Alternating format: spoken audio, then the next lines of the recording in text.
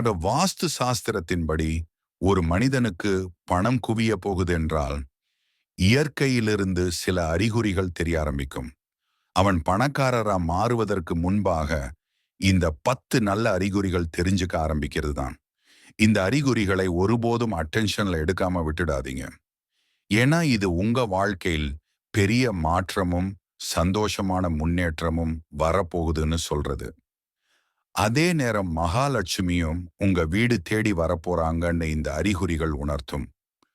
1வது அறிகுறி கருந்தேணிகள் வர்றது. உங்க வீட்டுக்குள்ள யாரும் எதிர்பார்க்காம கருந்தேணிகள் லைன்ல வந்து சாப்பாடு பொருட்கள் மேல ஏற ஆரம்பிச்சா அதுல பெரிய அர்த்தம் இருக்கு. அது மகாலட்சுமி வீட்டுக்குள்ள வந்துட்டாங்கன்னு அர்த்தம். இது வீட்டில் பணம் வரப்போறதுக்கான நிச்சயமான அறிகுறி. குறிப்பாக வீட்டில் திடீரென கருந்தேணிகள் தோன்றுவது. பெரும்பாலும் இதை பலரும் பயம் கொண்டு பார்ப்பார்கள். ஆனால் இதற்கு பின்னால் ஒரு ஆழமான ஆன்மீக அர்த்தம் உள்ளது. கருந்தேணிகள் என்பது மகாலட்சுமியின் வருகையை குறிக்கும் ஒரு சின்னமாக கருதப்படுகிறது. இது ஏன் நடக்கிறது? உங்கள் வீட்டில் உள்ள ஆழமான நன்மை அலை தேனீகளை ஈர்க்கின்றன. அது வீடு புண்ணியமான இடமாக மாறியுள்ளது என்பதையும் அந்த வீட்டில் வசிப்பவர்கள் கடவுளின் பார்வையில் இருப்பதையும் குறிக்கிறது. குறிப்பாக பசுமை நிறம் அல்லது கருநிற தேனீகள் கூட்டமாக வந்து வீட்டில் சுற்றி கொண்டிருந்தால் அது செல்வ பாக்கியம் வரப்போகும் ஒரு நிச்சயமான அடையாளம் என்று அர்த்தம். இது போன்ற தேனீகளின் வருகை உங்கள் வாழ்க்கையில் ஒரு புதிய திருப்பமாக அமையலாம். இதை நேர்மறையாக ஏற்றுக்கொண்டு நன்றி கூறுங்கள். இது செல்வம் மட்டுமல்ல, ஆனந்தமும் அமைதியும் தரும் ஒரு தெய்வீக சிக்னல். 2வது அறிகுறி சங்கு கேட்பது. காலையில தூங்கி எழுந்த உடனே சங்கு கேட்டா அது வாழ்க்கையில நல்ல மாற்றம் வரப்போறதுக்கான அர்த்தம். இந்த சிக்னல் சொல்றது உங்க கஷ்டமான காலம் இப்போ நல்ல காலமா மாறப்போகுது. கூடவே உங்க வாழ்க்கையில ஒரு பெரிய அச்சீவ்மெண்ட் கிடைக்க போகுது என்று அர்த்தம். குறிப்பாக தொலைவில் ஒரு மென்மையான சங்கோலி உங்கள் காதில் விழுகிறது. இதை பலரும் சாதாரணமாக பார்ப்பார்கள். ஆனால் இது ஒரு தீர்க்கமான ஆன்மீக சிக்னல். பண்டைய காலங்களில் சங்கம் என்பது தெய்வீக ஒளியாக கருதப்பட்டது. சங்கோலி கேட்பது என்பது ஒரு தூய அலைவரிசையை உருவாக்குகிறது. அந்த அலை உங்கள் மனத்தையும் வீட்டு வளமும் தூய்மையாக்குகிறது. கண் விழிக்கும் அந்த நொடியிலேயே சங்கம் ஒழித்தால் அது தெய்வ ஆசீர்வாதம் உங்கள் மீது நேரடியாக விழுகிறது என்பதற்கான ஒரு அறிகுறி.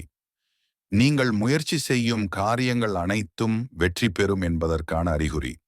3வது அறிகுறி கையில் அரிப்பது. ஜோதிட நம்பிக்கைகள் படி ஆண்களுக்கு வலது கை, பெண்களுக்கு இடது கை அரிப்பு. குறிப்பாக நீங்கள் கவனித்திருக்கிறீர்களா? ஒரு சில நேரங்களில் காரணமின்றி கையில் அரிப்பு ஏற்படுகிறது. இந்த அரிப்பு சும்மா உடல்நிலைக்கு மட்டுமல்ல, சில சமயங்களில் இது ஜோதிட ரீதியான ஒரு குறியாகவும் கருதப்படுகிறது. ஆண்களுக்கு வலது கை அரித்தால் அதாவது அவருக்கு பண வரவு இருக்கலாம், யாராவது பணம் தரலாம் அல்லது ஒரு நல்ல வாய்ப்பு காத்திருக்கிறது என்று அர்த்தம். பெண்களுக்கு இடது கை அரித்தால் அவர்களுக்கும் அதேபோல் பொருளாதார ரீதியான லாபம், புதிய சந்தோஷ செய்தி அல்லது ஆசையுடன் எதிர்பார்த்த விஷயம் நிச்சயம் கிடைக்கும். 4வது அறிகுறி சில்லறை பணம் கிடைக்கிறது. காலையில வீட்டு வெளியில சில்லறை பணம் கிடைச்சா அது பணம் வரப்போகுதுன்னு அர்த்தம். குறிப்பாக சில்லறை பணத்தை பார்த்த உடனே சிலர் அதை எடுத்து வைத்துக் கொள்வார்கள், சிலர் அதை தவிர்த்து விடுவார்கள். ஆனால் நம் பண்டைய நம்பிக்கைகளில் இதற்கு ஒரு தெய்வீக அர்த்தம் இருக்கிறது. சில்லறை பணம் ஆன்மீக ரீதியான சிக்னல். இது மகாலட்சுமியின் சின்னம் என்று கருதப்படுகிறது. காலையில் அதுவும் வீட்டின் வாசலில் இந்த நாணயத்தை பார்க்கிறீர்கள் என்றால் அது பணப்புழக்கம் உங்கள் வீட்டில் வரப்போகிறது என்பதற்கான அடையாளம். அதே மாதிரி உடை அணியும் பொழுது இல்லை என்றால் கழற்றும் பொழுது பாக்கெட்டில் இருந்து பணம் விழுந்தாலும் அது கூட பணம் வருகையை குறிக்கும். 5வது அறிகுறி துளசி செடி பசுமையாக வளர்வது. உங்கள் வீட்டில் செல்வம் செழிக்கத் தொடங்கிய சின்னம். துளசி ஒரு தெய்வீக மூலிகை.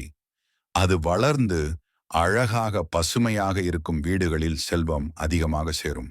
குறிப்பாக துளசி செடி உங்கள் வீட்டில் ஆரோக்கியமாக வளர்ந்தால் அது மகாலட்சுமி வீட்டில் வாசம் செய்கிறாள் என்பதற்கான நிச்சயமான அடையாளம். 6வது அறிகுறி வீடு துடைப்பம் மற்றும் மகாலட்சுமி தொடர்பு. வீட்டை சுத்தம் செய்கிற துடைப்பம் மகாலட்சுமியோட நெருக்கமான தொடர்பு உள்ளது. காலையில் யாராவது துடைப்பம் போடுறத பார்த்தீங்கன்னா எல்லா துன்பங்களும் விலகப் போகுது என்று அர்த்தம். குறிப்பாக தூய்மை என்பது ஆன்மீகத்தில் ஒரு சக்தியாகவே பார்க்கப்படுகிறது. வீட்டை தினமும் காலையும் சாயங்காலமும் துடைப்பது. மகாலட்சுமி தூய்மையை விரும்பும் தேவி. வீடு சுத்தமாக ஒழுங்காக இருந்தால் செல்வம் பணம் தானாகவே வந்து குவியும். வீடு தூய்மை இல்லை என்றால் அதுவே மன அழுத்தத்தை உருவாக்கும். மன அமைதி கெடும். அதுவே பணத்தையும் விரட்டும். அதாவது தூய்மை இல்லாத இடத்தில் செல்வம் தங்காது. தூய்மை இருக்கும் இடத்துல மகாலட்சுமி தானாக வந்து சேரும். 7வது அறிகுறி பசு வாசலுக்கு வருவது. காலையில வீட்டு வாசல் கிட்ட ஒரு பசு வந்தா அத கடவுளின் ஆசீர்வாதம்னு எடுத்துக்கணும். அந்த பசுவுக்கு ஒரு ரொட்டி இல்லைன்னா கீரை மாதிரியான சாப்பாடு கொடுத்து அனுப்பணும். இது மகாலட்சுமி நேரா உங்க வாசலுக்கு வந்துட்டாங்கன்னு அர்த்தம். குறிப்பாக பசு வீட்டுக்கு வருவது பண வரவுக்கான புனித சின்னம். பசு என்பது கோமாதான், அதாவது புனித தேவதையாக பார்க்கப்படுகிறது.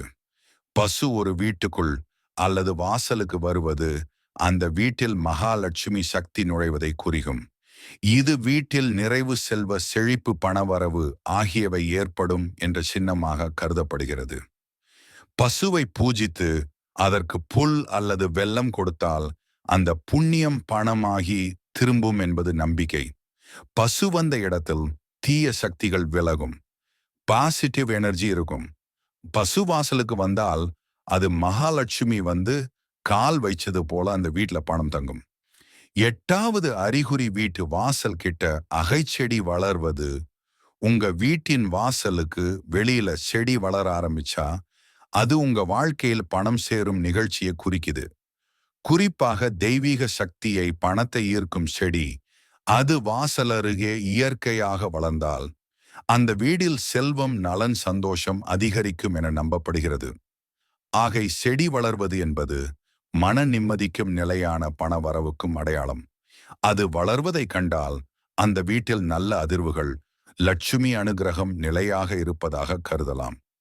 9வது அறிகுறி பூனையை பற்றி. உங்க வீட்டில பூனை குட்டிகள் பிறந்தால் அது ஒரு நல்ல அறிகுறி. குறிப்பாக உங்கள் வீட்டில் பூனை குட்டிகள் பிறந்தால் அது மகாலட்சுமியின் பாதம் பட்டது போல நன்மையின் அறிகுறியாக நம்பப்படுகிறது. இது அந்த வீட்டில் பாதுகாப்பும் பாசமும் நிறைந்திருக்கிறது என்பதையும் செல்வம் சந்தோஷம் பாக்கியம் நுழைவதற்கான சின்னம் என்றும் கருதப்படுகிறது.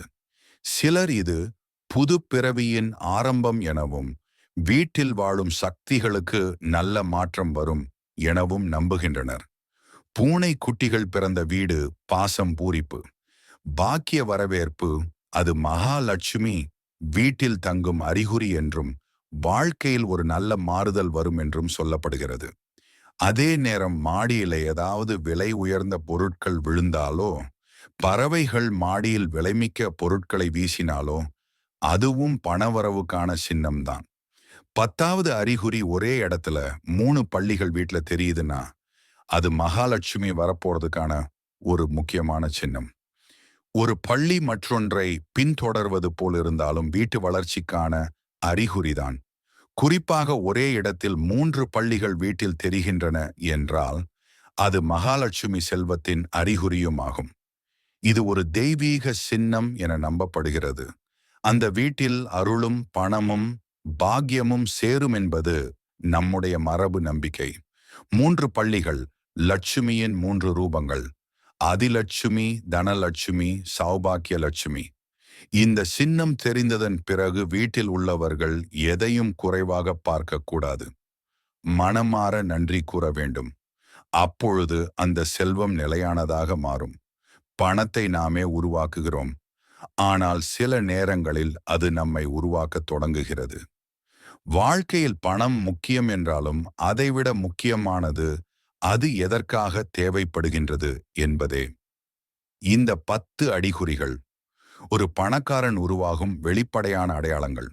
ஆனால் அதன் பின்னால் இருப்பது ஒரு நுண்ணிய ஆன்மீக உண்மை.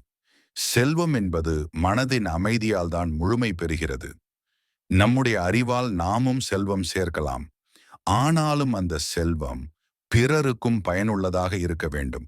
இல்லையெனில் அது வெறும் சொத்தாகவே நின்றுவிடும். ஆழமான அறிவும் ஆன்மீக நெறியும் சேர்ந்தால்தான் பணம் ஒரு கருவியாக மாறி வாழ்க்கையை உயர்த்தும் ஒரு சக்தியாக இயங்கும். இது உங்களுக்கு புரிந்திருக்கும் இன்றைக்கு நான் நம்புகிறேன். நன்றி நண்பர்களே. மீண்டும் ஒரு சுவாரஸ்யமான பதிவில் நாம் சந்திப்போம். மறக்காமல் சப்ஸ்கிரைப் பண்ணுங்க. நன்றி, வணக்கம்.